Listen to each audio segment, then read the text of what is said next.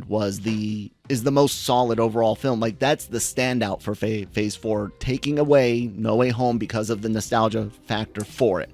And that's it. And you have to admit that it does get a boost from that factor. So it is absolutely. Yeah, it's a very unique movie, and I'm not taking anything away from it. So taking out that unique of a movie, what is the standout Phase 4 project so far? So I don't know that I think that I could. So I think the nostalgia factors into it this way.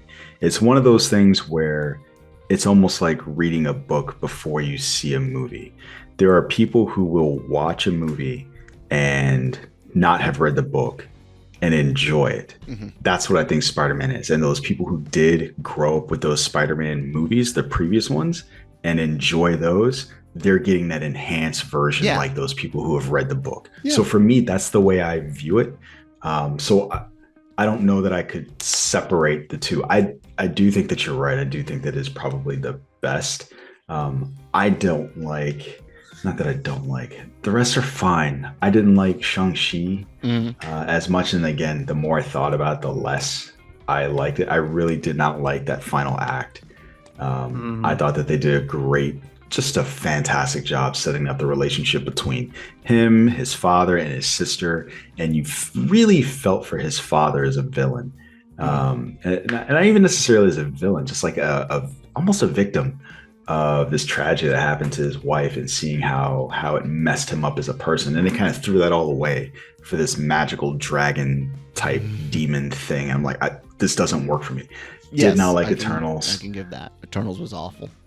Yeah. Did not like Eternals. Doctor Strange in the Multiverse of Madness, mostly just disappointing to me. Like, not necessarily bad, just disappointing. A letdown again with Marvel Phase 4. You tell me that Sam Raimi is directing a movie, like, I was really excited, but the bad thing was it was too much Sam Raimi.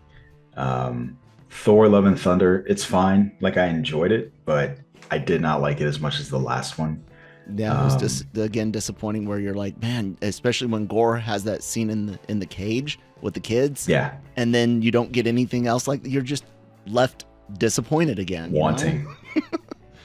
Black Widow, it's fine. Like, and it's the thing, they're not. So with the exception of Eternals, I don't know that I think that any of them are bad, but they are forgettable. Not movies, yeah. Yeah. They just, filler's not the word for it, but they are just, is that what you said? Just movies? Did you say that a second ago? I was going to say, I think there have been bad shows, but I don't think there's been, other than Eternals, an outright bad movie. Gotten close. Yeah, I agree. And I'm curious, so Phase 4, it still closes with Black Panther. I think Black Panther is going to be the last movie. So it'll be interesting to see what, if anything, that does for this phase. I don't think it's going to elevate it. So you'll walk out with 2 solid movies instead of just one. But I hope it's great. I'll at this point I'll take solid, and it's unfortunate that might be the movie that has to be the one to deliver that second solid when it should be something great. But you know what I'm saying? Like, that's been the biggest. I hate being disappointed, guys. Like, that's the biggest thing. We were talking about yesterday before we started the show, and I actually thought of Stan but didn't say it. I mean, I know this is the pre-show. Yeah. Kyle's like, I'm tired of Star Wars. I'm tired of Marvel. He's like, why isn't anything good anymore? And I was like, I didn't say it aloud, but I'm like, he's making me think of Stan in the episode where he's cynical about everything. But it really. And I told him to join Star Trek, and he's like, nah. I'm not a Trek. I do want to check out the. Like, you want to watch a universe that's actually good? Star Trek. But like, so have you watched Strange New Worlds at all? Me or Nick? Yeah. No. I know Nick has seen it. I think that you could jump into Strange New Worlds right now without having to watch anything else. There would be some, like, what are they talking about with one element of it, but I think the rest of it you could just watch without any backstory. I mean, I didn't like the original. I barely like. It's different from the original. I was gonna say I barely like Next Generation, and as far as movies, other than the Kelvin timeline, First Contact's it. So would I still enjoy Strange New Worlds at that point? I think Strange New Worlds is different enough from everything else that you mentioned. It is as close to being like the Kelvin timeline, but still feeling like it has a foot in what makes older Trek fans like Trek. Okay. I think that you would really dig this captain. I think you would dig his crew. Check it out. So watch like the first or second episode and let me know what you think. I'm curious. That's on Paramount Plus. Paramount Plus. Yeah. I can. Yep. I know Christine and Lower Decks, like you already said, you were interested. Yeah. Christine definitely has a bit of Trekkie in her. She does like some of the older stuff that I don't care for. So she might be down to check some stuff watch out. 100% watch it with her. I think this is probably one of the best first seasons. Almost any sci-fi show I've watched. It's definitely one of the strongest. That's good to hear. Yeah. All right. Yeah. Well, see, there is good in the world. Yeah, and most of it's anime, Nick. No, I'm joking. Yeah, like I said, I want things to be good. There's just so much. Just like with Star Wars, when you take so many disappointing hits, you're like, well, what, where is the silver lining in that particular thing? We'll see where both of them go. I'm interested in your guys' thoughts on Andor, and I guess with that. Hello and welcome to Breaking Geek Radio, the podcast, the premier flagship and international podcast of LM Online and the Genreverse Podcast Network. I'm your host, Brandon Jones, and with me this week is Nick Dahl. What's going on, Nick? Yo, another Classic Plus Max Prime episode this week. That's right. Classic Plus Prime. You know why? Because we got Kyle Malone on the ones and twos producing. What's going on, Kyle? Hanging out, doing the thing. Doing the thing. That's pushing good. Buttons. I feel like George Jetson. While you're making sprockets out of our podcast, we're going to sit here. We're going to have a conversation about Andor. But before that, we've got a bunch of news and a couple of trailers to talk about. Nick, did you get a chance to check out any of the trailers that I sent? Mm-hmm. So here's the bad thing. I think you came into the conversation late as I was like chopping stuff from the show. Me and Kyle having a conversation about what we're going to talk about. We're going to talk about too. We're going to talk about the scary stuff. Why? Because Halloween is coming up.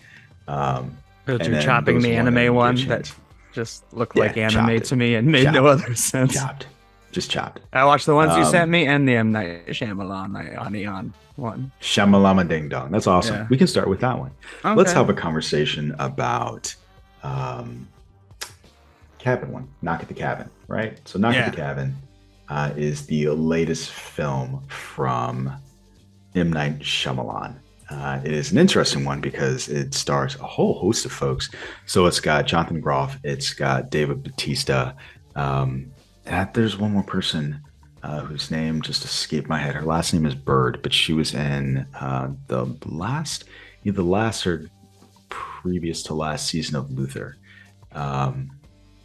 And it looks fairly interesting. I think the setup is pretty good. And what's sad to me about it is I saw it pop up on my YouTube feed and I almost clicked it and I saw who the director was and I was like, nah. And then a friend of mine sent it to me and she was like, oh, you need to watch this. And I was like, all right, that's what made me watch it. Someone sending it to me, which is kind of sad to me that M. Night Shyamalan has gotten to the point where I can wait. I don't need to see this now. I'll see it eventually. Mm-hmm. So we've got a trailer where I assume they're together. So Jonathan Groff and what I assume her dads, as she calls them. Yeah, that's her dads. Couple. So couple goes out to the woods with their daughter, and they're out there. They're having a good time. They're swimming in the lake, and there comes a knock at the cabin door. Dave Bautista is with a whole bunch of folks. Rupert Grint is another one of the folks. Oh, yeah. Fan of the Weasleys. He's in it. And that's still the thing that makes it hard to remember because I think of those people, Dave Bautista is the only one that speaks. So my brain was having a hard time latching onto any of them. And they beat down the door, they break in the windows, and I like the setup. It's like, oh, what is this about? Because they say, hey, you two are going to have to make a terrible choice. And if you don't make a choice, then the world is going to end. And you're left there, right? So you find out that these folks are acolytes of whatever this command is, their belief. And this couple is going to have to figure out what to do. And the fact that M. Night Shyamalan is directing this, there's a twist, right? So I thought it was an interesting setup. And so, Nick, what do you think? I had a very similar reaction with the trailer. Like, I wasn't gonna watch it, but then I was pooping, so I'm like, oh well, this popped up, and then I wasn't planning on watching the whole trailer until I heard Dave Bautista's voice. Popped up while M. Night Shyamalan got a real celebrity. Yeah, no. And I was like, oh, Dave Bautista's in this. I will finish the trailer. And yeah, I don't know if it's because his style has been imitated or vice versa. It feels like a Jordan Peele trailer, except for there are white people in it. Like, it just, the way I don't know if that's what M. Night Shyamalan's always been doing. And like Jordan Peele trailers actually feel like M. Night Shyamalan trailers. But it felt like I was going to see from visionary filmmaker Jordan Peele, like not from M. Night Shyamalan, the guy who directed a movie about beaches that make you old. But it looks interesting. I'm sure there'll be another trailer that will spoil it, so I won't have to see it. Yeah, that's the trailer that I'm going to have to skip. And I'm trying to think of the name of the show right now. There is a Apple TV Plus show with Rupert Grint that also Servant. It's called Servant. I think M. Night Shyamalan is a producer on that. So that is another thing that makes me kind of interested in this, because I like Rupert Grint's character on Servant. I stopped watching because overall I didn't care for the show, which doesn't bode well for the film. But just in terms of how they work together, I liked that. So that gives me hope for the film. So, give and take. We'll see what happens. I'll probably end up watching it.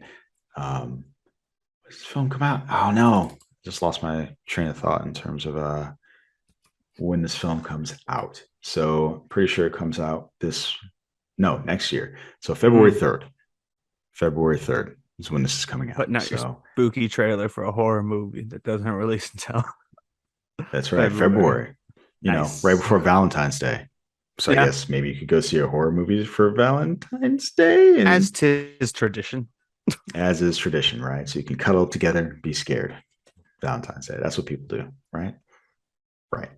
That's right. All right. So, ready to move on to the next one? Yeah. Nick Dahl, do you have any affinity for Clive Barker?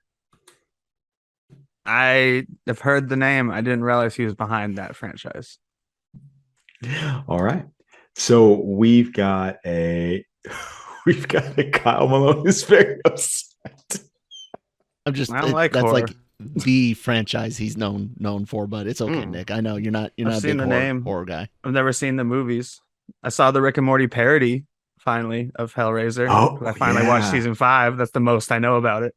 That's good. I should watch that episode again. I like that episode. But I finally caught up on Rick and Morty after Jonesy gave me a dirty look last time I said I hadn't finished season 5 a few weeks ago. What'd you think? Loved it. Yeah, it was the one we felt like we got the most answers, right? It had the most stakes. And so we're talking about Rick and Morty now. And so I kind of like that. It felt like a canonical payoff for people that have been in for all these years. So, yeah. But let's talk about the topic we're actually talking about. So with Hellraiser, we got a film trailer for a movie that is actually coming out this year in time for Halloween. So this film is going to be dropping on October 7th, and it is a Netflix, right? Or Hulu. That's why the streaming services drop it pretty quick to. Yeah, it's like something. It's one of them, right? It's one of the streaming services. So this is a reboot of the classic 1980s franchise, right? So this is one of those movies where, man, I remember being a kid and like being at my babysitter's house, and this was a movie that her granddaughter would watch. And so she was a little bit older than me. And like you kind of sit there with your eyes covering up, being covered, like watching it. Like Pinhead is, as a kid, pretty frightening to me, more frightening than like Freddy Krueger or anything like that. And I think as a kid growing up, the religious aspect of it, not because I was uber religious, but just like um, there was religion was more real to me. Like heaven and hell were more real to me than like something coming after you in your dreams. So this was frightening. And my fifth grade teacher had one of those puzzle boxes on his desk, which in retrospect seems really weird, right? Like you've got a bunch of 10-year-olds in your classroom and you've got like this box from hell, this puzzle box from hell. Anyway, we've got a reboot of that series. There's a little bit of a twist, which is funny because it's not an M. Night Shyamalan movie. Pinhead is now a woman. And it's interesting. I know Kyle has had a discussion about this change and this reboot in the casting.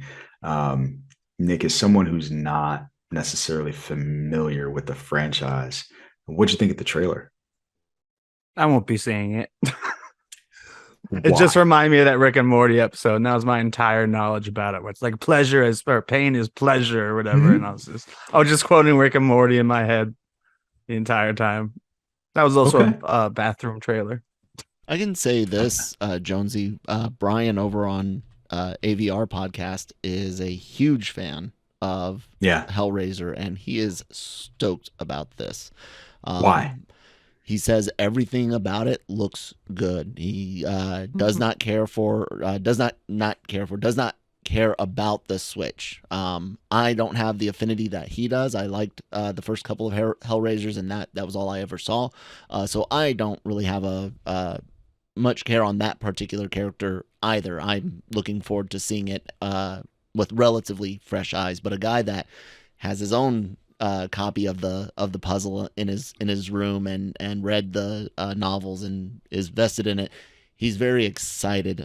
He says the tone, the writing, the look, everything seems right, he said. So yeah, I have to agree. As somebody that watched these growing up, and what's crazy to me was I looked at the trailer, I started doing some research.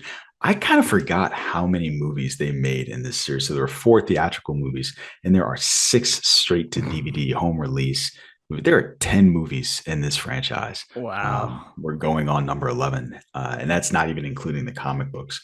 But this one's going to be starring Odessa A'zion as Pinhead. And what I loved was her voice, right? I really remember Pinhead's voice from the films. It was kind of like that otherworld voice, like reverb type voice. And her voice is just as otherworldly. And I love it. So I just in appearance and voice and tone, she seems to have a lock on this version of the character. So I'm excited for that. One of the things that kind of surprises me about this is who's writing it. So we've got David Goyer actually is one of the screenwriters on this. So I think from that perspective, we could be in for something pretty special. When he puts his mind to it, he does churn out some pretty good stuff. He also turns out some pretty bad stuff sometimes, but on the whole, I think he does all right. So this one's going to be directed by David Bruckner. And but we'll see.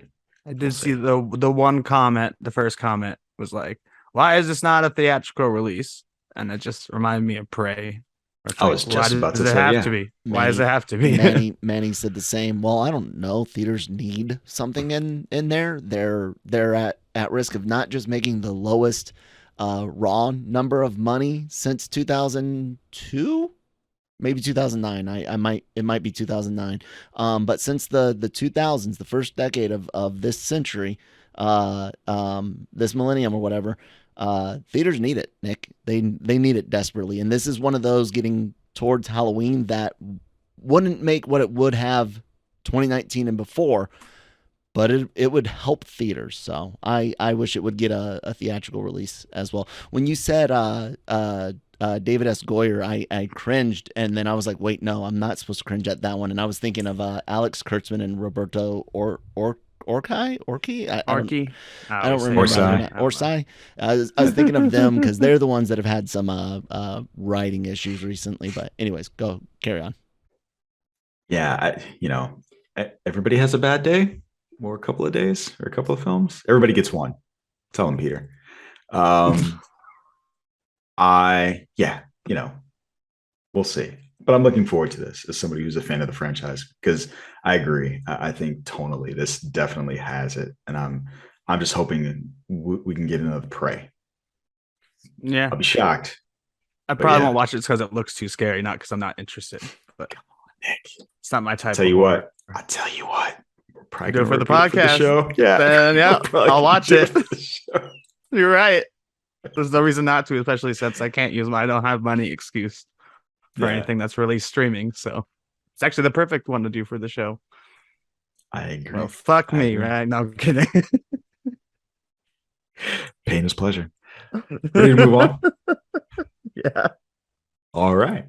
So Variety has confirmed that 17 years after Constantine, aka Hellblazer. Whenever I see Hellblazer or Hellraiser, I'm like, Hellblazer? That's right. That's why we're doing one after the other. Just to make it because I'm fairly certain that's the reason why they changed the name. Okay. Instead of calling Constantine Hellblazer, so they didn't get it confused with a franchise that was very much alive at the time, Hellraiser, they changed the title of the film to Constantine. So here we are 17 years later. Warner Brothers is going to be making a sequel to that first film, which is a little bit surprising. They're actually going to bring back director Francis Lawrence, and they're also going to have Akiva Goldsmith write the film. What that also means is that there was a Constantine show that was moving forward on HBO Max with Bad Robot and J.J. Abrams' company, and it's not going forward now. The question I had for you, Nick. So I loved this film when it was coming out. I was one of those people that watched it. I loved it. I was super excited about it. I talk about it every chance I get. It didn't do particularly well in terms of box office. I think it made $75 million. In terms of reviews, it did okay. So the critics, they gave it a 46% on Rotten Tomatoes, and users only gave it a 72%. And what I wanted to know from you is, what do you think is spurring Warner Brothers to go back to the well on this film, especially given the fact that they have recently, there have been significant shakeups, right? Let's call it that. And a lot of it has been about what makes money and what doesn't make money. So what's happening? The Keanu sounds. Keanu Reeves is hot. I think anyone will make any old franchise. We saw the same Matrix. We just saw a shitty Matrix. Yeah, but he's still bringing the audiences. Okay. So you think it's all about Keanu Reeves? I think the movie does have a cult following at this point. And I wish I hadn't, but one of my jobs when I was at Akiva Goldsman's Weed Road as an intern, it was like, shred all this pile of stuff. And one of the things I shredded was more than just an outline, a treatment for Constantine 2, which I'm sure they're starting from scratch since then. But it was actually from Akiva Goldsman's office. What else did you take? Did you take anything? I didn't take that one. That's why I'm like, I wish I had. No, anything. Did you take anything? I just threw away when I was cleaning my car a few things I regret. Non-attribution. I threw away Darren Aronofsky's Batman Year One, which was about Batman. Bruce Wayne was a street kid, and Al, instead of Alfred, was a mechanic. Right. And I threw away Batman and Superman, where Joker kills Lois Lane on Batman's wedding. No, on Superman's wedding. So they go on a little rampage. And what happens if you don't throw those away? Anything? I just walked off the lot with pages of script sometimes. So is there anything that you have that you're like, I've got this, I'm not shredding it? Those were ones, but again, they were in my car for so long, and I wiped out my car and cleaned it last week, so I threw them away. It was interesting. I got a bunch of books from now that we've seen as comic book movies. They were just getting rid of all their comic books. They weren't shredded. They're like, we don't need these anymore. And I'm like, okay. And a lot of them have become movies by now. Like, what is it? Was it called Two Guns with Mark Wahlberg and Denzel Washington or something? Yep. I have that comic because they're like, we're done with it, and I was like, okay. And there are a few like Losers and a few others like that that have become moderate to flop type movies. Yeah, but I love Losers, mostly because I think I read like 20 different drafts, but each time they stripped away something like a special effect. But it's still a good movie, and Jason Bateman was supposed to play the villain, and you can tell from the writing of that script. But interesting, because they just used him from Hancock, so they kind of had a relationship. But going back to Constantine, I really dig the movie, but I think it's some of the worst comic book castings of all time. You're casting a sarcastic Brit with a arguably not a good actor. His best acting is being emotionless. Brown-haired American act. I don't know. It's just the casting bothers me. I would have rather had a new project with Matt Ryan, who wasn't going to be involved in Bad Robots version either. They were going for a diverse younger actor. But I am glad it's happening. It's a really cool movie to watch. It just isn't any Constantine that I know. Keanu's Canadian, by the way, Nick. He plays American Constantine. He doesn't even play Canadian Constantine. He plays American Constantine. Well, I think that just would have blew up the internet, right? You can only go so far. He's got a dark coat. He's got dark hair. He doesn't have a British accent, and he's Canadian. I think the internet just would have lost their mind even more so.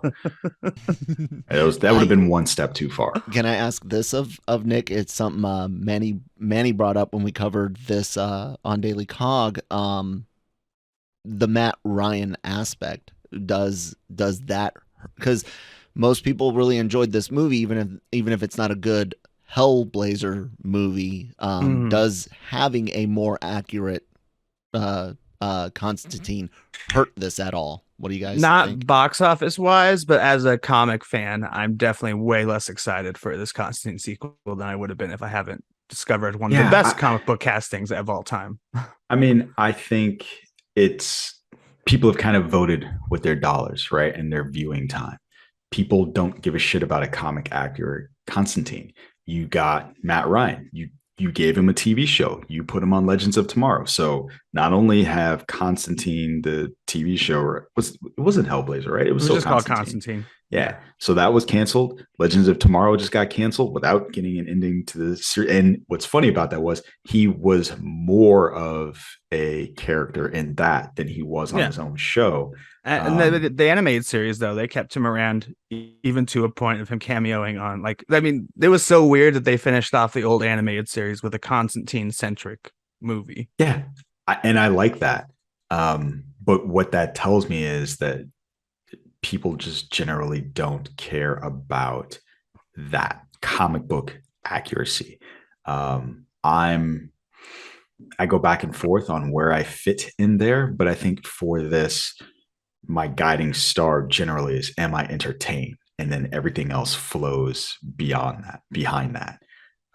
And so I found myself to be entertained by and the film. First movie is very entertaining, so I'll definitely check it out. Yeah, need to watch that again. So good. Actually, I really want to watch it again too, now that we're talking about it. So now that we're talking about it, who do you think is coming back? Anybody? We get some Shia, we getting some Jaimin, we getting some Rachel They better Weisz. not just leave Chaz out of it since Shia plays Chaz. Like that's even more inaccurate than the Constantine casting. And this was the era of like Shia LaBeouf's your sidekick, whether it's iRobot or Constantine. He's that younger guy who's just there. He doesn't do anything, but he's just there. And I don't think say plucky Nick. We don't know what it means. He's a plucky little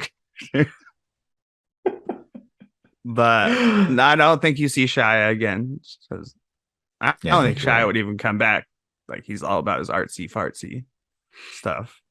And he's all about I saw an interview with him relatively recently. Not good. He sounds like he's in a bad place right now. Mm-hmm.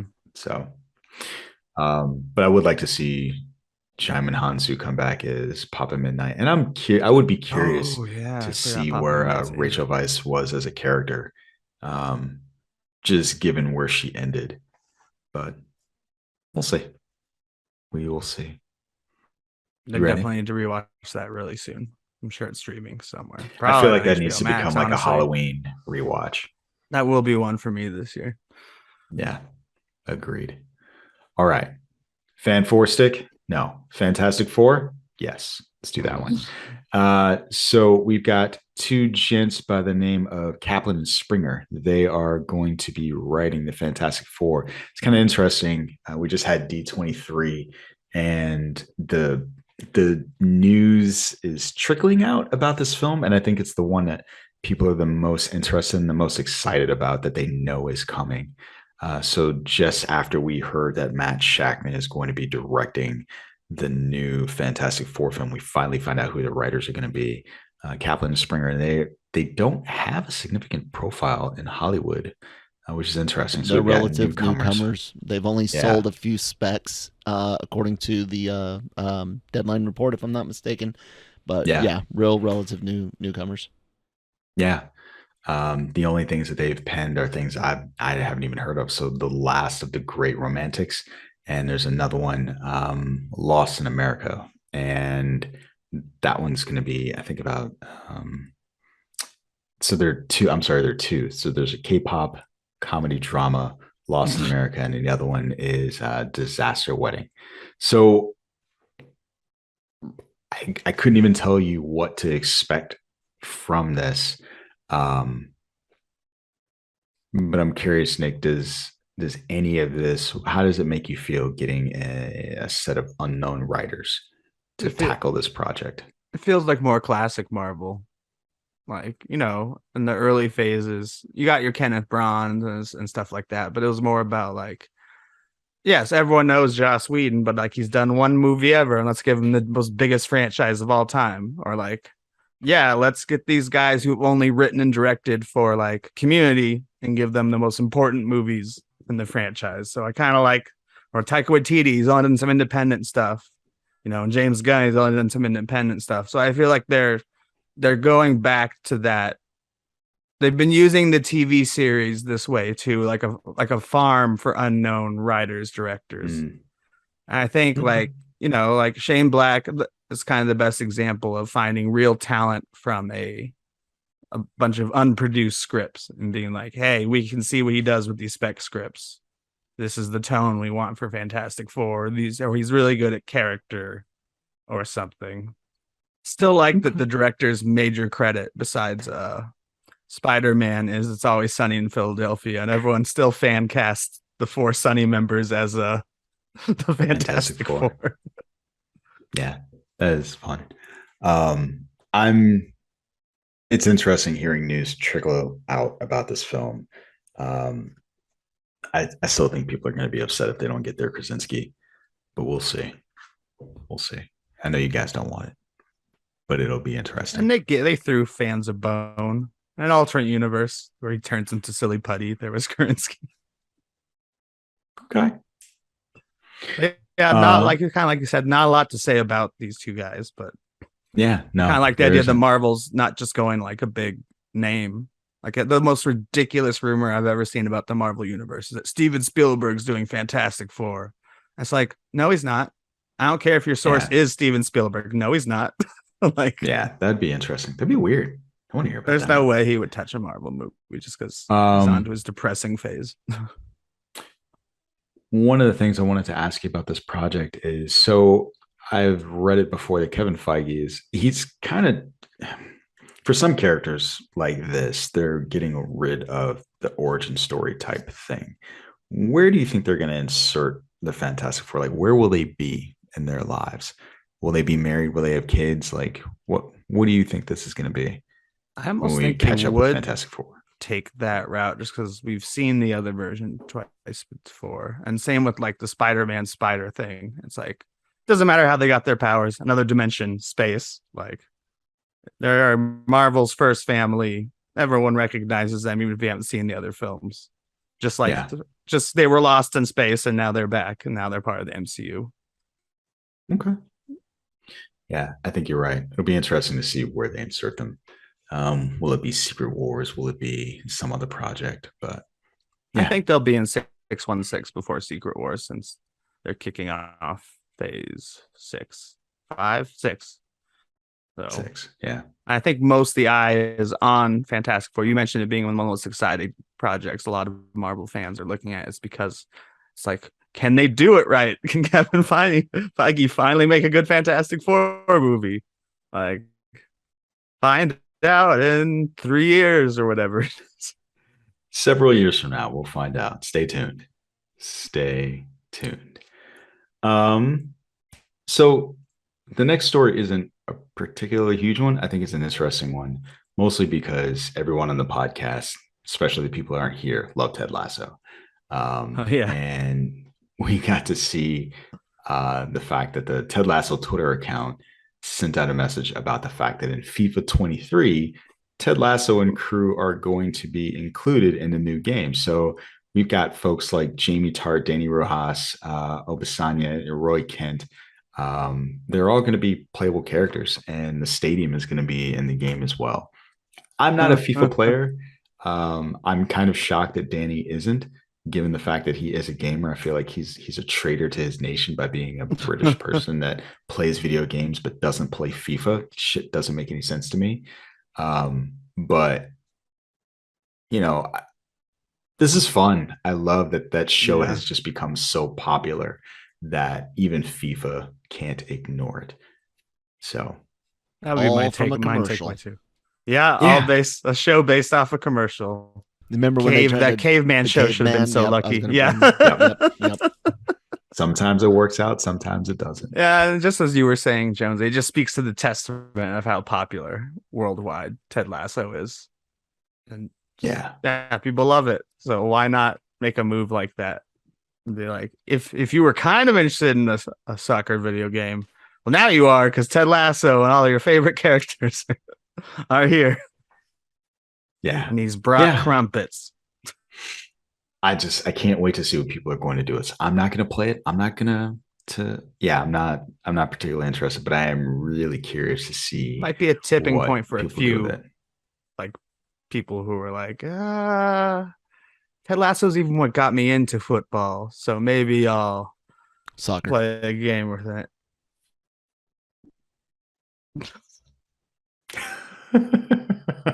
What, did you guys hear something? I don't know. Why'd you stop talking? Soccer. Yeah, we'll see. I think that's coming out this fall, right? Yeah, that's coming out this fall. Probably. I assume so. A few months before the season or whatever is usually how Madden, anyone I know anything about, does. Nah. I'm still mad at Madden and EA September 26, 2022, FIFA 23 hits all major platforms. So okay, yeah. Almost a year away. That's next week. That's Tuesday. Next week. Yeah. Cool. Fantastic good for Ted. Good for EA. Good for people who love Ted Lasso and EA. This is a funny move. It's not like you've seen any other sports game really do that, where it's like, I don't know. I can't think of another example of another, or like, let's say there was a karate video game and you're like, we're going to throw the Cobra Kai characters in there just because, even though they're not real athletes. It's just interesting. It's fun. It's a fun shtick. I'm still waiting for Hasbro to throw G.I. Joe folks into either Fortnite or Call of Duty Warzone. I'm kind of shocked that it hasn't happened yet. I think it'd be funnier. Oh my God. How much would you love to run through the battlefield as Sergeant Slaughter, dude? I would pay so much money. So I tweeted this. I would give my left testicle to do that if I still had it. Yeah. If they were like, here's some Sergeant Hawk. Here's Clint. I'm sorry, Flint. Wow. It's been such a long time. Here's Flint. Like I would, between Metal Gear Solid and G.I. Joe, I could not honestly put a price on how much I would pay to be able to just play those skins in Warzone. Like I really couldn't, because that's just going after my childhood all day. It'd be more special in Warzone. That would be a better comparison than the Ted Lasso thing, because Fortnite's like, we put everybody in this fucking game and it makes no sense. Would you buy a G.I. Joe Call of Duty NFT though, Jonesy? That's the question. No. DLC, but not it's NFT funny, for me. Right? NFTs just like, went from like here, everybody talking about. I haven't heard shit about an NFT I keep in about a asking month. people about the two things you need for all blockchain and internet based stuff, which is power and internet. Two things that individuals do not have a lot of individual control over. Between natural disasters, between government falling, uprising, whatever, government stuff, you don't have a lot of control over your power grid or your internet. And even if you talk about satellite internet and things off the grid, again, natural disasters could ruin your ability to use solar power. So it really didn't make that much sense for people to put that much into something that other people can turn off and eliminate your ability to access. I don't know. Yeah, rise and fall of NFTs came real fast. So, yeah, interesting. We'll see. But yeah, no G.I. Joe NFTs, but definitely a G.I. Joe skin for Call of Duty. Give me that. I want that. You know what I want? Let me say another one that I want. I want, since Microsoft is buying Activision, I want Mass Effect characters in Call of Duty Warzone. That's my other wish list item. I want that. I want to be a Commander Shepard. Be cool. I only want one thing. We need some Starship Trooper skins. That would be fun. That'd be good too. I would dig that. That'd be good. Get you some Johnny Rico. So would this be from the movie? Yeah, I mean that's the most popular thing out there. The cartoon was, not that great. I actually had the original board game. Really? Yes, I did. My dad got me a copy of it. As a matter of fact, I think it might still be at his house. Yeah, it was kind of cool. That is cool. All right. Nick, do you have anybody before we move on? Is there anybody you want on your Call of Duty Warzone wish list that you're not going to play? No, nothing I can think of. Nah. I'm left behind at this point where I can't play anything except for Switch. So no, they put Fortnite on. I've never played Fortnite. No, but I mean, any new video game announcement. You're not technically left behind. Well, I am with like Call of Duty or something. Fortnite. I just said Call of Duties. I know, but I want real video games. Like I can't look forward to like all these trailers for Sony and Microsoft games because I'm like, oh, I can't play that. So like the trailers you shared last week that we were going to talk about and we didn't. It's like I feel nothing because I don't have access to it. I won't for a long time. Thor Ragnarok is gonna. I'm sorry, not Thor Ragnarok. God of Thor. God of Thor. God of Ragnarok. God of Thor. It's gonna be so good. Directed by Taika Waititi. I'm really looking forward to that. That's gonna be fantastic. So we got a story trailer that we didn't talk about last week, but God of War is gonna be. Oh man, can't wait. Anyway, ready? You ready? Yeah. All right, we've got a mix of Karate Kid / Cobra Kai news. So apparently, Sony has seen the popularity of Cobra Kai and has assumed that based on that, we want them to make another Karate Kid movie. So in June of 2024, we're going to be getting one, whether we want one or not, actually. And so we got word from John Hurwitz, who is the Cobra Kai creator, and he responded by Twitter and said the following: "The guys and I would love to make Karate Kid and Cobra Kai movies and hope to someday, but this one isn't from us or focused on the Cobra Kai cast. Don't know much about it, but wish it well." Which, given that he's still making this show, I'm not surprised he didn't say fuck them. Because what else he's going to say? Fuck Sony. Fuck Sony. Kyle, say it for him.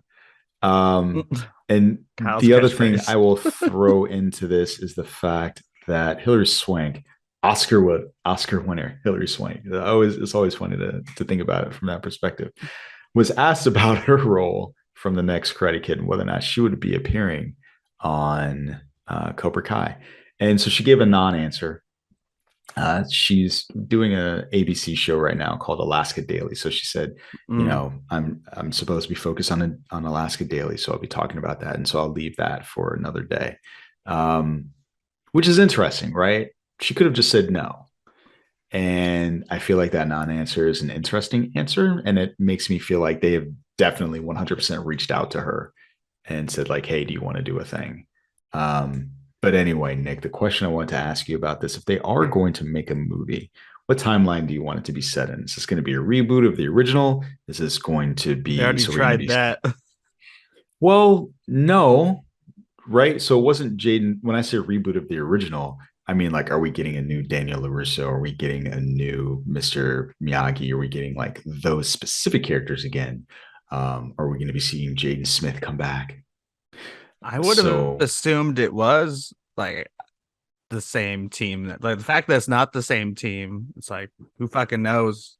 Like, I would. Yeah. So what do you want? Since I don't want any of it. Too late. Nobody cares. Never seen any of the June movies. of 2024 is Cobra coming, Kai. whether you want it or not. So now that that's a reality, what do you want? Might as well get my dream thing, and let's just get Chris Hemsworth in there. And no, Chris not Chris Hemsworth. I like him too.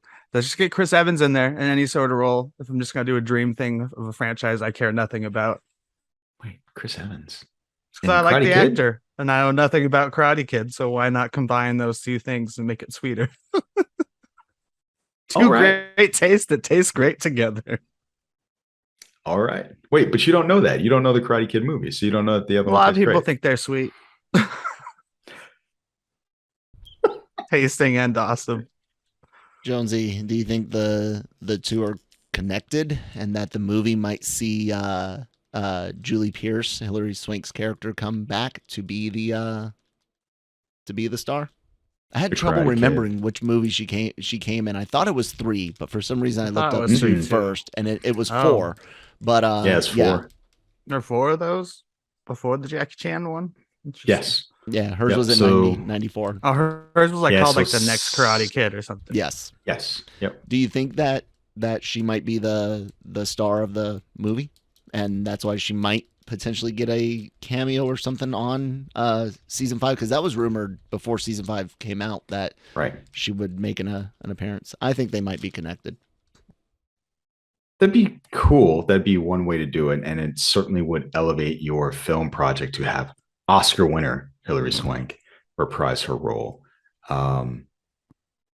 It'd be interesting if they weren't connected, or if they were connected. I don't know that we would have gotten this statement from her. It's the way that it was said, right? That's the only thing that makes me think not.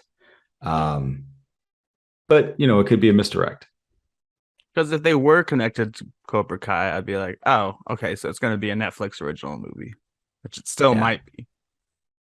Which it probably would have done better. If that were the case, right? If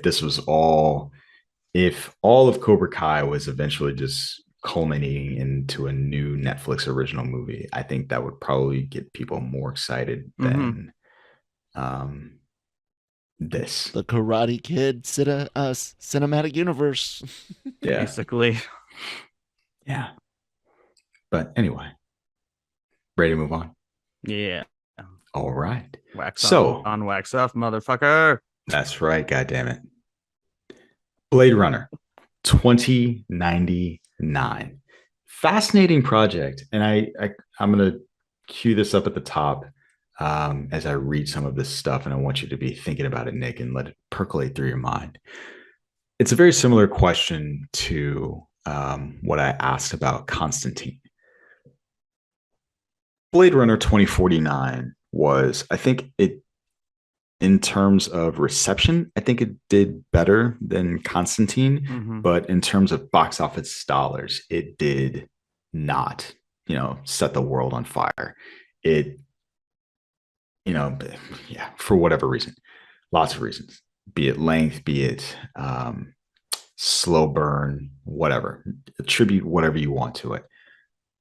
We've got a film where Amazon Prime is going back to the well. This is going to be a film that's set 50 years after that movie. It's still going to be connected. So that means that this still exists within the original Blade Runner world. We got a statement from Vernon Sanders, and this was from Variety. He is the global Prime Video Studios head, Global Television. He said the original Blade Runner, directed by Ridley Scott, is considered one of the greatest and most influential science fiction movies of all time. We're excited to introduce Blade Runner 2099 to our Global Prime Video customers. So this is, there's no date for this just yet. I imagine probably sometime in 2023 or 2024, we'll get this.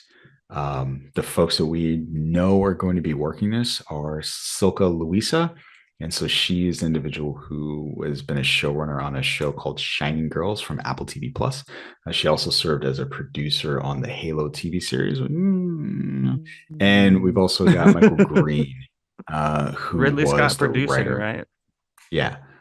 So we've also got Michael Green, who is the writer of Blade Runner 2049. Oh, working on okay. this project as well as Most continuity is producer.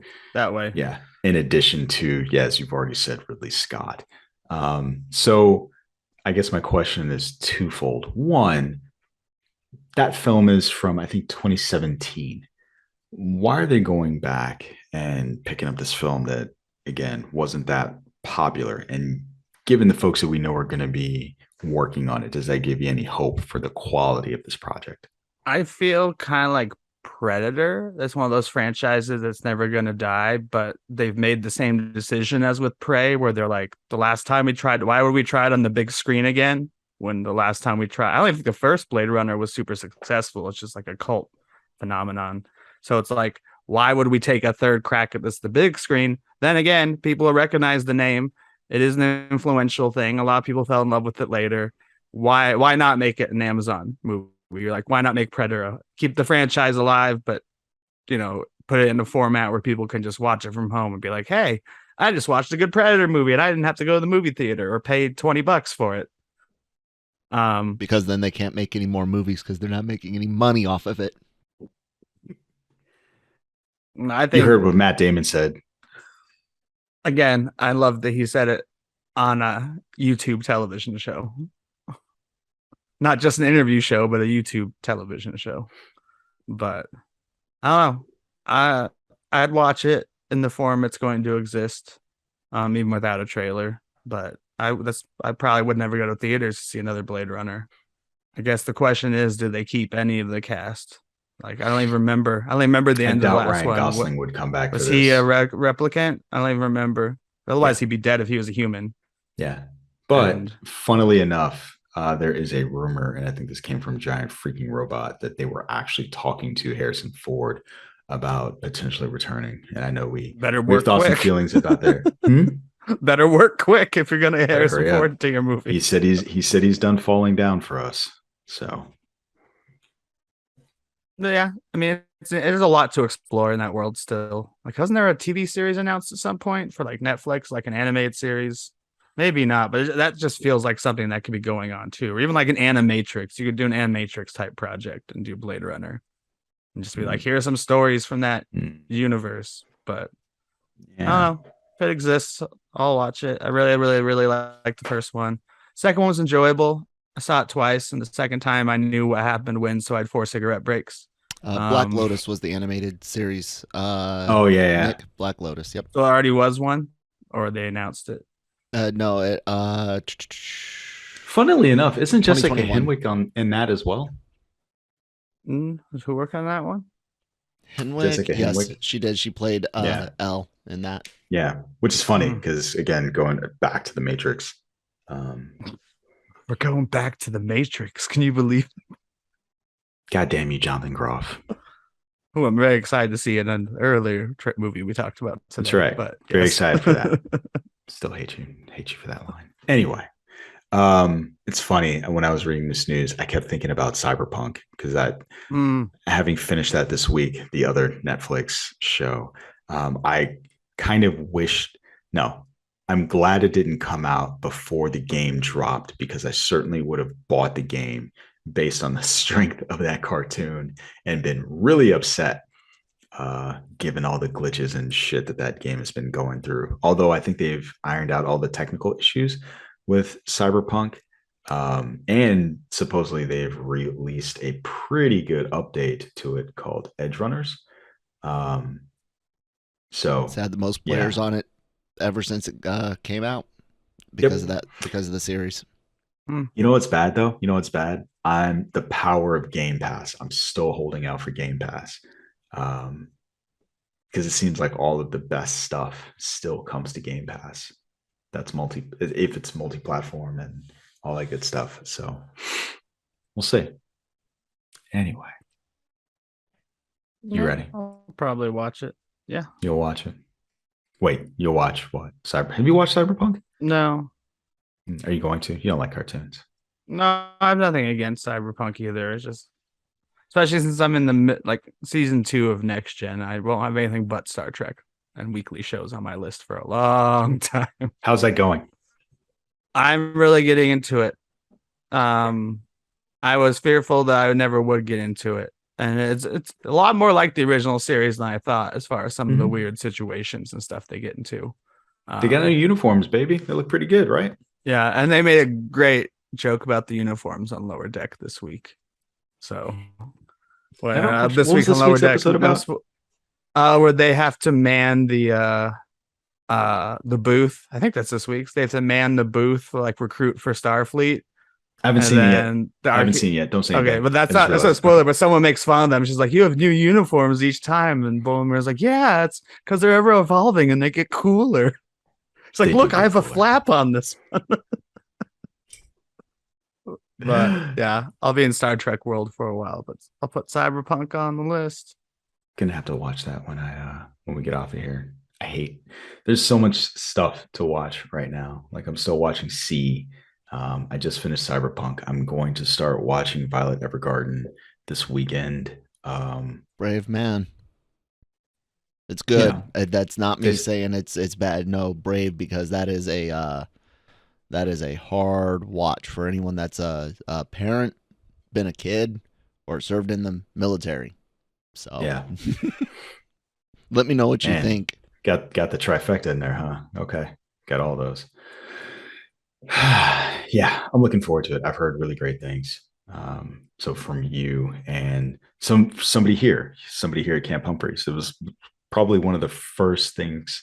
You know how you start talking to people and they find out what you're into, and then they're like, "Oh yeah, you would like this." So one of the paralegals here was like, "Oh yeah, you need to watch this," and I just hadn't had time. And then you mentioned it, like, okay, now that I have time, it's definitely going on my list. So we shall see. House of the Dragon. You guys ready to talk House of the Dragon? Yeah. Yeah. As long as you didn't skip one of my stories when we're talking about old franchises coming to life. Is that coming up later, or did you skip it from the original roster? I probably skipped it. What story would you like to talk Lethal about? Weapon. Oh yeah, I totally. They're talking about it again. I gave 0 facts. I don't know how it's going to work, but it is one of the things that the only reason I think it might happen is that Mel Gibson promised Donner, when Donner was dying, that he would make the movie, he would direct it. So, and I watched Maverick, not Top Gun, but Maverick again for like the first time in years, and I still love when Mel Gibson and Danny Glover see each other and they're like looking at each other really weird, and it actually plays the Lethal Weapon theme song like chord for a second, and they're like, nah. But I don't know how the hell you get the plot to work for it. But it's one of those franchises where I don't care. So that's all I have to say about it. I'm glad it might still be alive, but that's been and like in the same vein, like Beverly Hills Cop has been on that forever. Like, is it going to happen? Isn't? And this week they announced they're bringing back all the original cast. Yeah, now it is. But like until they had Joseph Gordon-Levitt, it's like, oh, okay, now it is. And this week they were like Judge Reinhold and like Paul Reiser. All your friends are coming back in like a similar way. Yeah, who's Balky? You gotta look that up. Remember Balky for the tangent, but no, that's fine. In fact, maybe Beverly Hills Cop, if it's successful, could be something that spurs Lethal Weapon 5 to actually get the backing it needs. They're like, oh, they are still into nostalgic buddy cop movies from the 80s. Bronson Pinochet. That's what I was thinking about. But anyway. Did you ever watch that show? Perfect Strangers? No. What? Oh, man, I love Perfect Strangers. Anyway. Well, I'll let you. I paused you. But yes, continue. And that's fine. That's cool. Last month, there was a report about the fact that House of the Dragon hadn't cracked the top 10 streaming numbers from Nielsen. And it was relatively recent that HBO Max had joined the Nielsen rankings. And what's funny is, as I looked at this story, the nugget that I found the most interesting was about Day Shift. Apparently, Day Shift had the number one spot for August 15th of 21 with 957 million minutes of viewing, which Day Shift 2. Why not? fucking shocked. Like that just kind of blew me away. A Franco factor. I guess Franco effect. I had no idea that many people watched it, but anyway, different month. Game of Thrones is in the list, and so House of the Dragon was able to, with 2 episodes going, 741 million minutes streamed with just 2 episodes. And I think at this point we are in episode 6 that's about to air this weekend. So it'll be interesting to see how it moves up the list going forward. Nick, have you watched any of it? No. Not a Game of Thrones guy. No. Game of Thrones guy. But you did remind me just by bringing it up. That's today's Friday, so I get new Lord of the Rings. What you guys saw Game of Thrones. Oh, sorry, I was going to plug. Go ahead, Nick. Plug it. Review of the Rings, our Rings of Power podcast on here on the Genreverse Podcast Network. Hits on Saturdays. So yeah, anytime someone brings up Game of Thrones, I'm just like, is the Lord of the Rings day that's yet? Right. Yeah. So yeah, I'm enjoying it, and it'll be interesting. The thing that's actually kind of jarring to me about House of the Dragon are the time jumps. So we've jumped through time 1, 2, 3, at least 3 times, and we're about to head into a 4th. So that's kind of interesting to me. And not only this time are we jumping for a 4th time, we're getting 2 new lead actresses. So what I'm hoping is in the back half of the season, I'm able to just reacclimate to these new folks playing the leads very easily. But everyone's going to have the same problem. So good on us. We'll see. We shall see. Anyway, ready to talk some Andor? Good for HBO creating something original no one's ever seen before to make some money. If it ain't broke, don't fix it. Yeah, I think, you know what the funny thing is, the worst part about that to me is, and this is certainly nitpicky, I wish they had a different theme, mostly because I think Ramin Djawadi is song? Yeah, I've heard this before from other people, but have they said that they wanted a different one? I've heard a lot of people be like, it's very jarring, kind of like you said, to like, nah, it's a spinoff, but just keep the exact same, like, it's not jarring to me from that perspective. It's only annoying from the perspective of, I think I like Ramin Djawadi's music. Mm-hmm. And so he's like Westworld or Game of Thrones or even fucking Pacific Rim, right? Yes. Like, I think he's just fantastic in terms of his music making, and I would have liked to see what he could have done with this different thing. But I get it from the perspective of, this is our Star Wars theme, right? So you're going to get it at the beginning of whatever it is. Yeah. That's what's most comparable to is Star Wars. He's like, even though it's not Skywalker Wars or that, you're still going to hear your themes in it. Yep. So yeah. And with that segue, ready to talk some Andor? Yeah. Some Cassian Andor as Stellan God, I love Stellan Skarsgård. Cassian I love him in this. Yeah. I picture every line through his voice now, and I'm remembering the episode. Cassian Andor. Such an interesting voice. So Andor is the latest film. Not film. I think it's pitched as a film, right? This was like a 2 seasons. Films. That's what they said. They keep saying like they're chunks. It's going to be season 2 is the one that they said 100% is 3-episode chunks with a director for each thing, and it's a different time period for season 2. Year. Yep. And then this one here is 1 full year across 12 episodes. We're not 100% sure if the kind of chunky arcs will be in this season as well, but that's how season 2 was described. Yeah. And it'll be interesting let's get into it this way.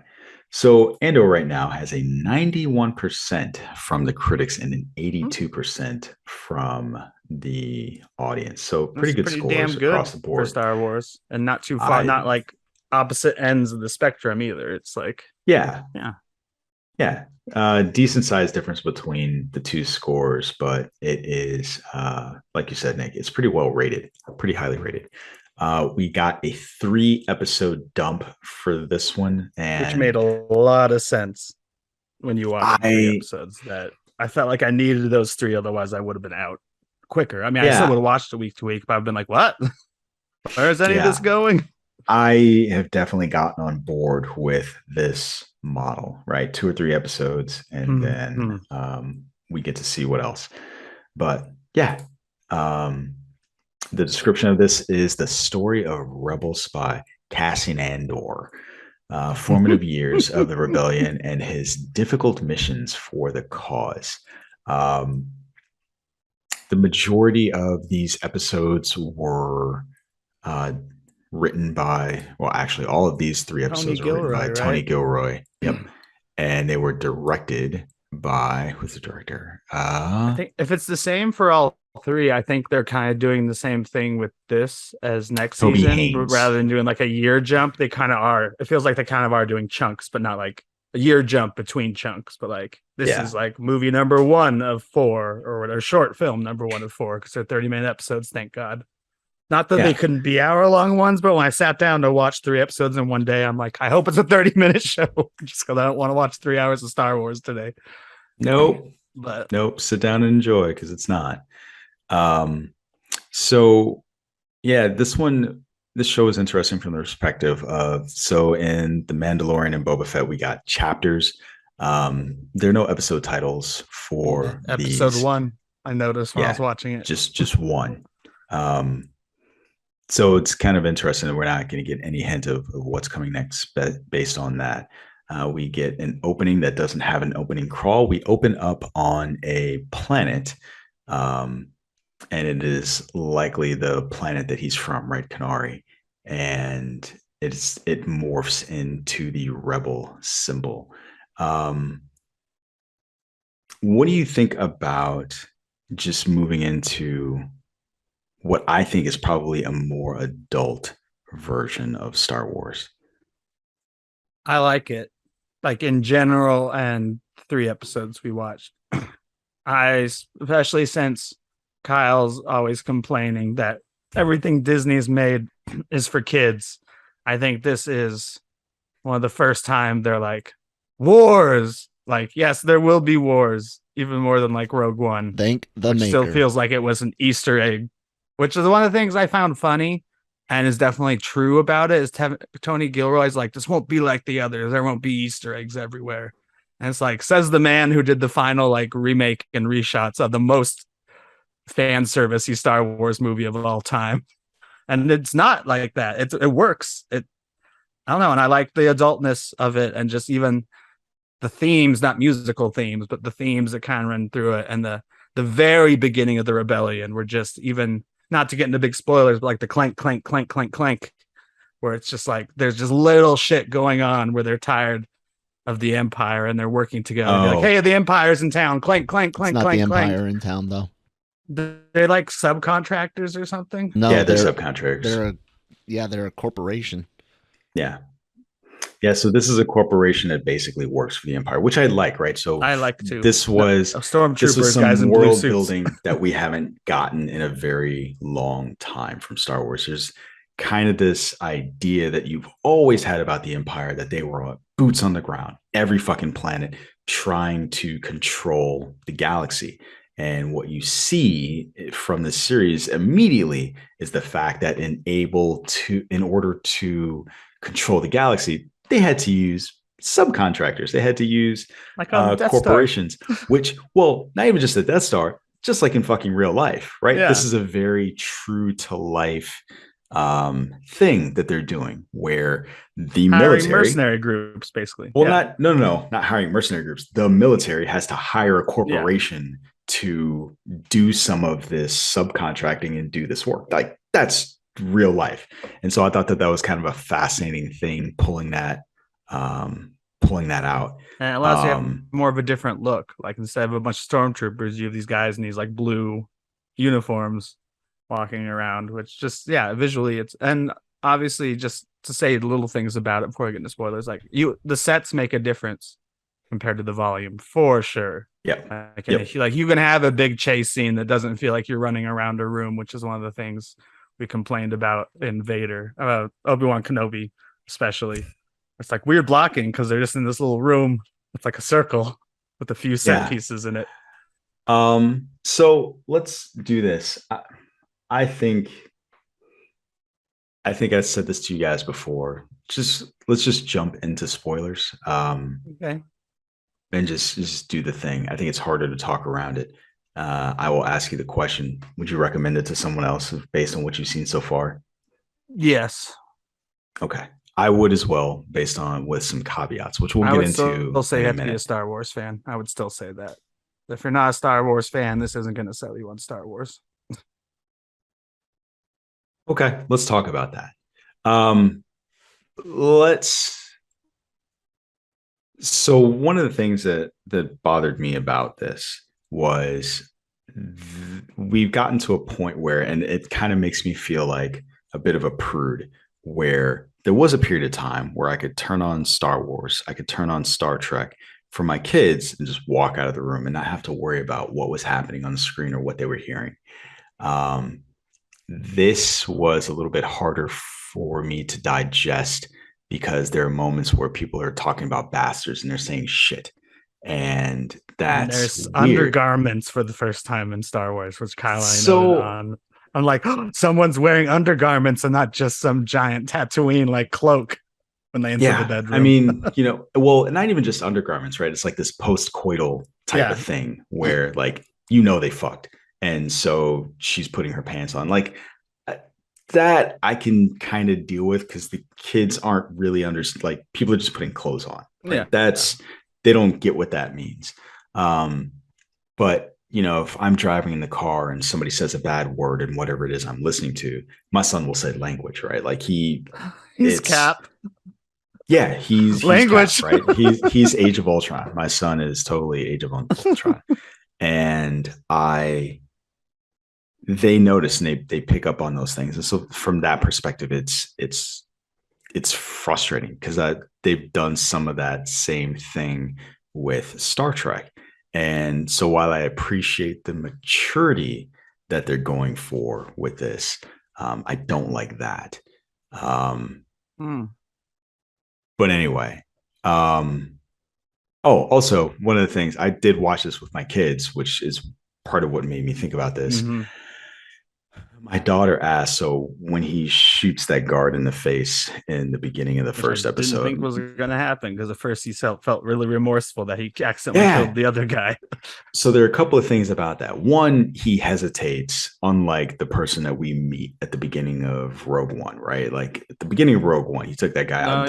He's really like the sniper at that point. He's the assassin by the time we meet him in Rogue One. Well, no, he shoots that guy up close. Yeah. But like in Rogue One, he's also like, he's the assassin part of the like most of the rebels are like, hey, we fight when we have to, but he's like, he's the hand or like Moth or whatever. I'm sorry, when you said sniper, we need to kill someone. Distance. But what was funny, my daughter, who's 6, was like, what's wrong with him? I thought he was a good guy, which I thought was kind of fascinating. And it's interesting George Lucas's argument about picking up on that. Yeah, whatever. Or he's like, I had to make him a good size, so he shot second. Or simultaneously. It's interesting your daughter made the same note as George Lucas looking back at his old film. Where he's like, well, he also said that he should be like John Wayne, and John Wayne hates Indians and black people and gay people, so whatever. John Wayne wouldn't be no Wookiee hugger. Yeah, whatever. So you got me thinking about it now. If somebody has a gun in your face, there's nothing wrong with shooting them, right? On this planet or any other. Like, just to be clear. And that's why that's always bothered me. But anyway, what did you think about this version of Cassian Andor that we got that's slightly different than what we got in Rogue One? He didn't seem that much different. Maybe I need to rewatch Rogue One. I mean, he's obviously younger, but like the points he makes but he's not, even in the trailer. Yeah, I mean the points that he makes, like even in the trailer, where he's like, you can just walk, you can dress like them, walk in, spit on their food, and take whatever you want because they don't expect you. It's kind of what they do in Rogue One at the end. They just go right into the Imperial base, dressed in Imperial clothes, like go find Project Starlight or whatever the hell it was. And so that, I mean, just him saying that thing is like, oh, he's saying what like every Star Wars character has always done. It's like, let's steal some stormtrooper outfits and walk around the Death Star because they don't suspect it. We're the little guy. Okay. I found it really interesting though to delve into his past, to even a planet that, I mean, since I just saw it, it's obviously like a Native American type thing, but yeah, just instantly I thought Prey. Like they didn't seem to have any adults around either. We're just a bunch of kids that are warriors and hunters, and put the stuff on their face, and that's like, and how does he get from that to an English speaking stuff? And then I thought it was very poignant. Yeah, basic. I thought it was very poignant, his memory of being taken and seeing the stars for the first time, along with him flying away with the guy who calls him Andor. I know Stellan Skarsgård's name, like at the end, and how they connected all that, and what really these 3 episodes really felt like. Why even split them up? You could have just shown this to me as one package, which is kind of talking about the storyline with him as a kid. No, I mean just like all 3 of these episodes. They didn't have to be 3 episodes. They could have been like a short film, like or a feature film. It's 190 instead of like explosive 290s. I mean, 2 hours 30 minutes they've been doing lately with almost every franchise. Don't know. I have a question for you, kind of a technical question. So after we talk about the little village of children and their little Lord of Flies situation they've got going on, we get introduced to B2 Emo. He has this look like he is an astromech droid, but he also is not. And what I thought was kind of funny about him, to the best of my knowledge, I don't think we've ever heard an astromech droid use basic. It's always toots and whistles and beeps. What did you think of his design, and 2, just like that kind of mesh between a protocol droid and I love it. Again, I love that he was emo, because he definitely is emo. I didn't even think of it from the R2D2 perspective, only because I'm expecting us to get to take K2SO in season 2. Because there are lots of droids that speak. It's just usually they are the humanoid ones. You're right, which I've never thought about. The humanoid ones are the ones that get voices because they look human, I guess. Whereas you could easily program R2D2 to be like, hey, shut the fuck up, C-3PO. I'm driving here. Originally, George Lucas could have made that decision, but now you wouldn't. But like, yeah, it was a choice at the time, and it's something that stuck with Star Wars. Okay. Because I didn't even notice that he was a talking droid that looked like, because he wasn't quite an astromech either. His whole like little like folds down into like a shield thing, and like I just love the whole like Andor. I mean, you could play that scene just like a Luke Skywalker scene if you want, where you don't hear him be like Andor, don't go, but you hear the response where it's like, well, I got to R2, I gotta go back to Bespin, But this was more and more interesting, and I don't know. This really felt original for Star Wars, which I've had this conversation a lot, where Star Wars still isn't original, but it's original within this very strict framework. Yeah, what like they did a couple of things. If you like differ a little bit, you get fired. Like I loved the villain, and I hope we see more of him.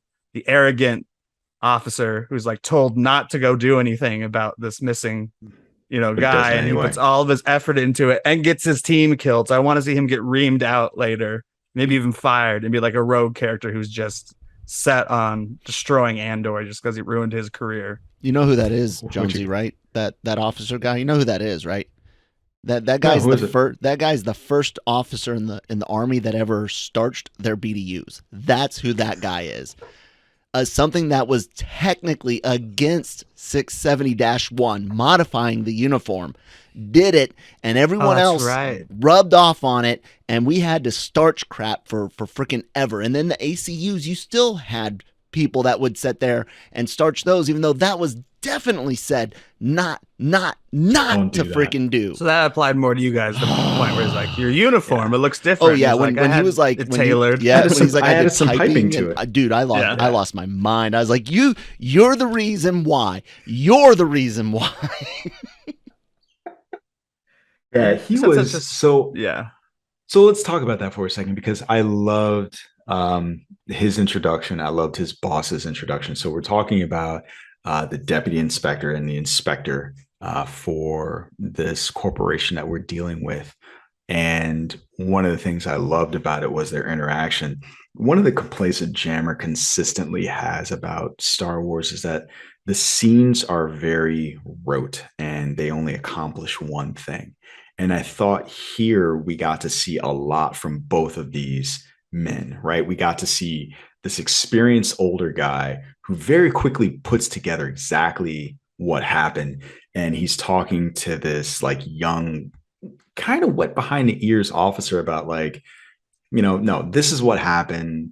These guys, they ran across the wrong tall, dark stranger, but not too heroic. And then the officer through a parade, but yeah, it was like a line. He just has no experience, and he's just upset. He's upset that this older guy just doesn't get it. He doesn't understand. And what it just turns out is he doesn't have the experience to understand why the older inspector is the way he is. And I just loved watching that. That interaction, just seeing the two of them, and I can't wait. So Nick, you just brought it up. I want to see them come face to face again after this guy ends up getting his team killed. And you also have this just very stereotypical police officer who's the NCO, who's like, I love their relationship as well, because again, you got to see so much between this officer and this NCO. Is he the suck up who is like, should I go on the mission with you guys? And he's like, oh, I think it would be great if they had an officer in the field. This is that guy you're talking about. Yeah, it would rouse the troops if you were to go with us. I mean, not to say suck up, but he's like, I think it would be a lot to the team if you were. Yeah, I think they would. Yeah, I think they would love to see an officer in the field. Yeah. He's the hype man. He's that guy's. He's the hype man. Yeah, yeah. He's the one that wants to piggyback off of what he said. He's maybe get that guy's job when that guy gets fired for running this mission, if he was one of the people who survived. I can't remember. He's not that guy. He is a guy he's a non-commissioned officer. Like, his job is to get these troops in line, and then this officer is gonna to help lead. And I loved watching the two of them interact. And I didn't get the impression that he was gunning for his job. He's someone that is glad that there is somebody in the officer ranks that has a problem with corruption and these guys getting killed and the bad stuff that's happening. And so that's how I read it. Can I? And he's just a true believer. Can I throw in an NCO's point of view on that? Sure. So, you're absolutely right, Nick. One of the things that the NCO side in the U.S. Army does is supporting our officers. So when you're a platoon sergeant, you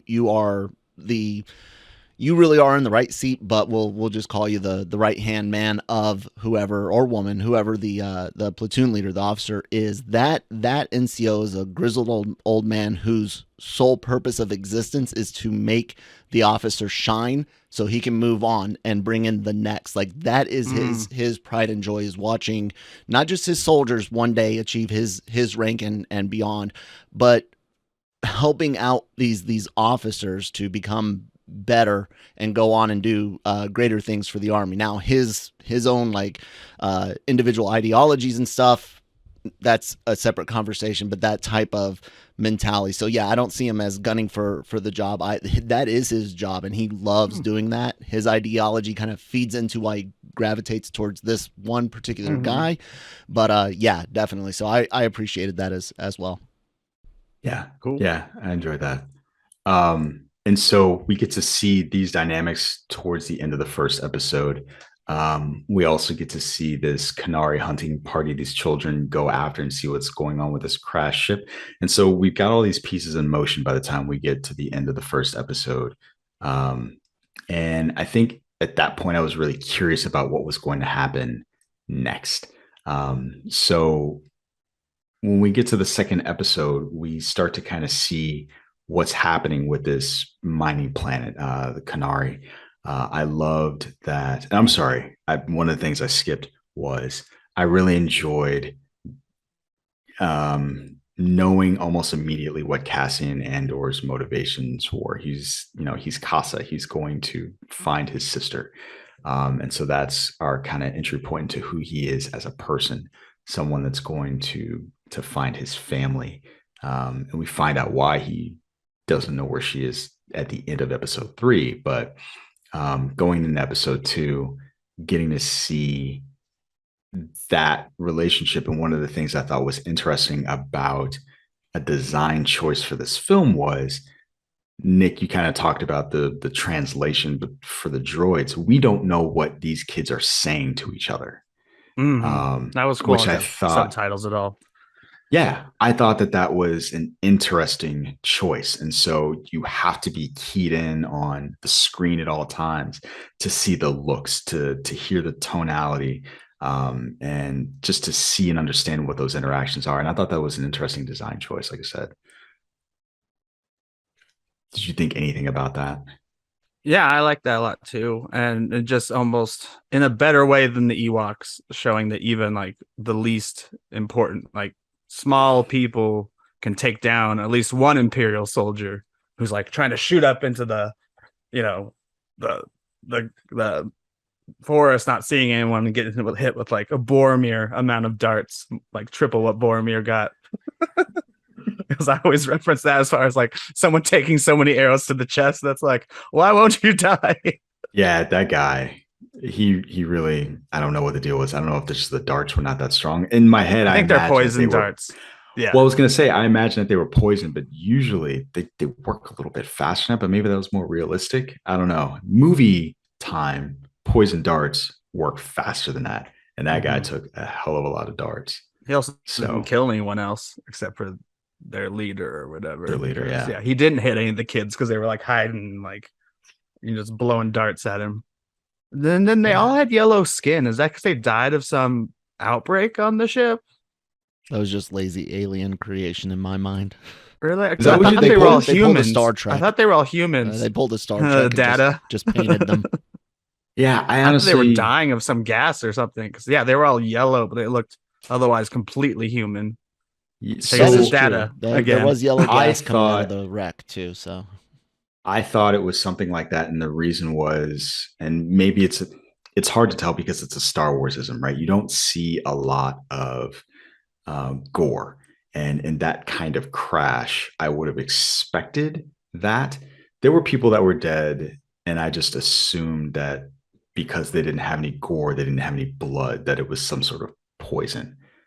Something like of that nature. Inside the ship, they had one guy, and like everyone's masks were off. I mean, he could have died from contact of crashing, but he was just kind of laying against the wall, like yellow skin. But then by the time Cassian enters, there's no chemical or anything. He just walks right in. Yeah, it was hard to tell.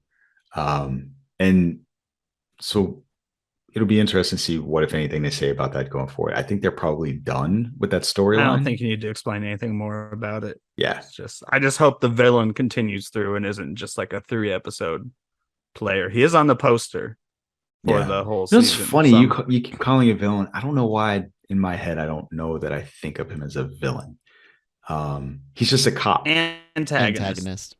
Yeah. Antagonist. Yeah, he's obviously working for the wrong side, but he's more of a contractor, as you guys said. And he's, I don't know, just they make him to be like, just the arrogance of him. And one of my favorite parts of them scaring, because like, it's the beginning of the rebellion, they're scaring the shit out of them with all the clanking. And the one lady has a line where she's like, well, you should wait to see what happens when the clanking stops. That's even worse. Well, and the guy's watching her like, what the fuck? I keep thinking about it from his perspective. Assuming his motivations are quote unquote pure, we haven't seen him do anything terrible yet. His perspective is 2 people from his organization have been murdered. I have a fugitive. By this guy, by a fugitive. And so he wants to find out who that person is. He also suspects that his ranking officer wants to just kind of brush it aside and make it go away. And so if he believes in what he does, if he believes in this organization, then I could see why he's upset. And so that's why when you say villain, like my brain's like, I haven't seen him do anything. He hasn't blown up a planet. He hasn't kidnapped anybody. He hasn't. It's not like Obi-Wan. They're not hanging people in the streets to find Cassian or anything. They're not hurting any of the civilians except for her, then her husband, who was so weird. Her husband's a really weird character that he gave him up, and then suddenly he's charging, knowing he's going to get shot to death. Yeah, like not even being tactful with the officers. Where he's like, whoa, guys. He's just like, stop moving. He like charges at them without even using a rifle or something. And you're like, what did you think was going to happen? I guess he was in the moment emotion. That's my wife. But everything about those people going down to the planet, their interactions with the local population, all of that stuff seemed very modern day military to me. Very interesting. And that was what I think they were going for. And Kyle, you can correct me if I'm wrong. But you've got, like, even before we got there were people like, no, do you understand anything about this planet? They do things their own way there. Yeah. And then you get down on this planet, you've got these armored troops, and you've got these people, like the way that they're communicating, where insurgents are communicating throughout this village. And they underestimate them. Hey, the military when they crash the ship, for example, like the way they're able to just crash that ship, it's like they weren't expecting anything. They're like, oh, I think like, that these are the insurgents, the Ukrainians, the whatever. Yeah, I think this show has a good chance of and a good opportunity to really show what, and I know it's seen as a bad word these days in insurgency, but with the French resistance, that was kind of an insurgency. There was a different government in charge. Sure, it's not seen as legitimate, but you have the occupied France and one group saying this is the way it'll be, and within that group you've got an insurgency, a rebellion, and it's going to be interesting to also see how they toe the line where insurgents and freedom fighters, rebels, cross into terrorism, which is going from attacking government or military targets to elicit the change, to attacking civilian targets to elicit fear for the change. That's the line that the IRA crossed one time. The IRA was an insurgency, a rebellious group. They crossed the line into terrorism, and that's, what you're not supposed to do. I definitely caught that as well, and I love that one of the key things to this group, this planet's unique ways, is look at the ritual for work in the mine, or in the yards with the gloves, and then the ritual with the hammers that Nick was just talking about, the bell. So I loved. I dig it. Yeah. Yep. Right. I love the bell. It gives a real sense of Well, so I liked it from the perspective of knowing what we know about this universe. We know that could be automated. We know that could just be a sound, but we got to see this guy who took pride in what he was doing. And I really, really liked that from that perspective. Again, knowing that there was a quote unquote easier way for them to do it, but that's what they chose. Yeah. And I really, really enjoyed the final fight scene in the last episode. We're just shit's going haywire.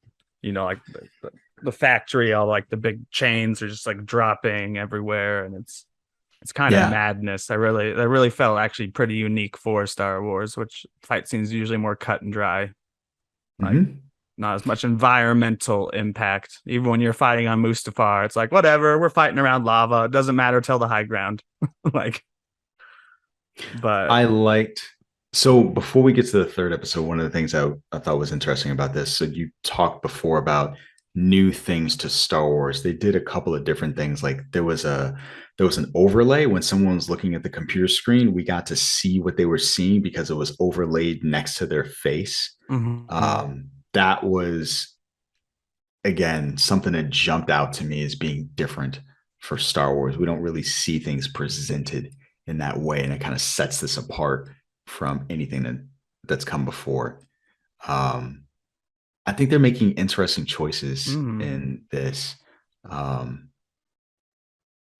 yeah, I did think that the end of episode 2 was jarring, and I'm trying to remember why. But again, it goes back to the idea that you talked about. I'm glad that they released at least 3 episodes of this, because I would have felt some kind of way ending the way that they had done. Yeah, you want to just jump to the final fight? Yeah, basically. Okay. So I liked about both the dynamics of the fight in the warehouse and just how the contractors are slowly like, wait, what the fuck is going on? Like I said, like the one lady has the line where she's like, "Do you think it's crazy now and everyone's banging on shit? Like you don't want to know what happens when that stops." Yeah. And just even like the smug officer being like, haha, I'm hiding in this position. And they just come up behind him with the blaster right to his head. And they even play the good cop, bad cop thing, Skarsgård and Andor, where he's like, if you're not going to shoot him, I'll shoot him. Like his true fear and like his arrogance has gotten into that situation. Because he's like, oh, I got this Andor army or this platoon with me. Oh, that he knew they were going to. Yeah, I don't think so. You know what was my thing I really liked in this, Jonesy and Nick, and see what you guys thought, was when Andor and I forget his name, Skarsgård's character, when he's talking about price. What was that? Luthen. Thank you. When he's like, fine, then it'll be another 1,000 credits. He's like, okay. Yeah, tell me where you got it from. He's meeting this guy for the first time where money is not an issue and that there's something bigger at play, and he's just thrown for a loop by it, almost derailing his whole situation just at the fact of dealing with something he doesn't know how to deal with. I was kind of curious what you guys thought to their initial interactions. That was very interesting too, the line about like you're either one of 3 things, like you're either an imperial spy, you're the front man for someone else, or you're the real deal. And I like the idea that Andor is trying to grab the box, but for I'll never remember the character's name, but for Skarsgård, he's like, no, just leave it. Like, I can pay you money. Like, I didn't come here for the box. I came here to find somebody like you. Yeah. But he's still obsessed with it. And he's like, no, we gotta get out of here. I have your money. Like, you're gonna get yourself killed before you'll be useful. So to your point, Kyle, almost every interaction, when we see Andor dealing with the corporate cops, the security cops in the beginning, they want his money, right? That fine. Yep. When he's talking to his friend Bix, it's about money. Like he's like, hey, I need this money so I can get off the planet. So that is just the only way he knows how to interact with people, be they asshole strangers or even his friends. Yep. And so to your point, when he's like, hey, give me more money. He's like, okay, sure. I don't care. And I like that it throws him for a loop. And I like that the show had done a good job up until that point and showing that that's the only way he knows how to interact with people. Trading favors, right? Even the guy that's his friend, it wasn't money, but he was like, hey, where was I last night? And oh yeah, when they're making up the story. Yeah, they're making up a story about you fell asleep drunk on my couch and you hit your head. Everything for him is transactional, and it makes him an interesting character from that perspective. So he's not like Luke, he's more he's like Solo before like Han Solo, not the movie Solo, before he comes back. The same with the Death Star. It's just all about the money. It's like, look, He's Princess more paid ruthless. us. We're getting the hell out of here.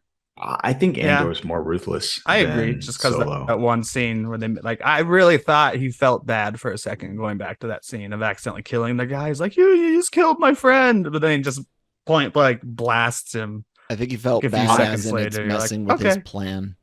Oh, and it's gonna And get he was him getting nervous about his plan. I think that's what he was, because if the guy lived and he could just knock him out, he's thinking he can be off planet before they can report stuff. So that's I think what becomes the reason he needs the money is because of this. It's a very interesting flow of the plot where it's like, I need the money because now I'm wanted.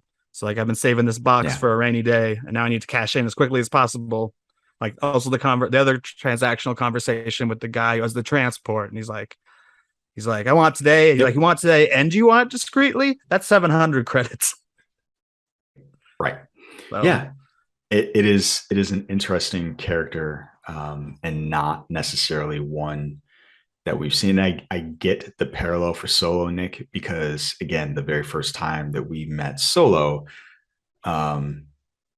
Obi-Wan does the same thing, right? So Solo's like, hey, it's going to cost X amount of dollars. And Obi-Wan's like, all right, fine. And Solo's like, oh my God, these people are desperate. So it's interesting seeing that transactional. Yeah. So we've seen this before in the Star Wars universe, but definitely Andor seems to, it's like an order of magnitude more. I did think it, again, going back to military stuff, it was weird watching Star Wars and feeling like hearing them say words like Cassavac, and using squad tactics. Like it just, it felt like somebody, a pincer move. He mentioned it at one point. Yeah. He's like, we're going to go in a pincer move in case he tries to. It is a stark contrast to me where, and I know you'll appreciate this, Kyle, it's funny where like people are upset about the way that the bombs fell in The Last Jedi. We've gone from, how gravity works and tactics of bombers, all the way to like, I could excuse the bombs. Go ahead. Well, but we've just gone from how bombers function, and tactics to this, where it's like squad tactics, military language, insurgent tactics. It's like a 180 in terms of looking at what's happening in our world now and making it less fantasy and making it more realistic. And I think that's part of the appeal that some people have. Like it's definitely more adult, it's more realistic, and you can see more parallels to real life. Whereas everything in other versions of Star Wars is very much like it's just plot driven, kind of hand waved. This is like you get for all the ships we can at it, and someone shoot that little tiny hole. Like throw everything we have at the Death Star and someone shoot that hole. Like that's the equivalent of their tactics in like old Star Wars. Yeah, like this seems very much like they've looked at what's been happening for the last 20 years and said, okay, this is what an insurgency actually looks like. So I appreciate it. For it. I appreciate it as well. Yeah, I'm down. Lives up to the buzz I felt that we've been getting lately. Because at first they're like an Andor show, and it's like, really? That character? And now you're like, all right, this guy's cool. Yeah, I get it. Yeah. He has an interesting character to explore. Two things, or a couple of things I liked, and I can be done, and you all can say what you want before we. I liked that we could get to see ship breaking, so I felt like a shout out to Fallen Order. And I like the evolution of the Clone Wars dropships. So we got to see a cross between the transport ships from Return of the Jedi and the Clone Wars ships. So I like that. I like when things aren't necessarily the same and you're seeing the connective tissue between the prequel stuff and the original series, which is fun. I like that. So yeah, I think I've said my piece and I agree with that as well. So yeah. Okay. Kyle, got anything else? Nah, I'm good, guys. All right. You can hear more of Kyle's opinion on the Katina. Yeah, there you go. Every week he'll be talking about Andor. Yeah. So yeah, we're just going to be talking about Andor this week. But yeah, definitely check out the Cantina. And Kyle, when does that air? We are releasing same day, so Wednesdays for Andor. Or Thursday, Wednesday. It comes out Wednesday. Wednesdays, because She-Hulk is Thursdays. Wednesdays for Andor. The show normally, when we're just doing news, was on Thursdays. So yeah, there's confusion. Cantina's on Wednesdays, ladies and gentlemen, for Andor reviews. For now, yeah. All right. For now. Disney. For now. Disney Plus changes something else. So you can catch the Cantina as well as all of the other great shows on the Genreverse Podcast Network, to include, what's the Ring Show? What's the name of the Ring Show? I had it in my head, just lost it. Review of the Rings. Review of the Ring with Cam and Kyle, where they don't fumble as badly with the Tolkien lore as we did here at Breaking Geek Radio, the podcast. So check that out if you want to hear some experts talk about that stuff. One expert. Cam is the expert. I'm the expert. I'm an apprentice, but yeah. I at least got my apprenticeship in. You guys are like the manual laborers just hanging around trying to grasp what I don't have my guild crest about. yet. Yeah, we got to get our guild crest so we can do some work.